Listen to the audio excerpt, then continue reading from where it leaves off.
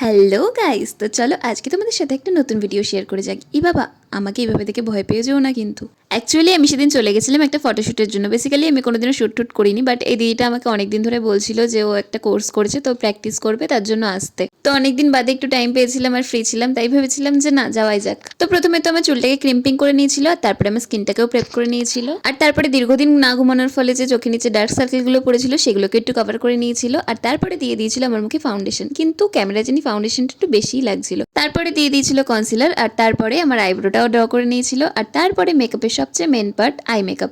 কিন্তু আমার না পার্সোনালি একটু নিউড আই মেকআপই বেশি পছন্দ হয়, কিন্তু সেখানে যেহেতু সে প্র্যাকটিস করছিল তো তার পছন্দ মতো সেখানে আমি কিছু বলতে পারি না।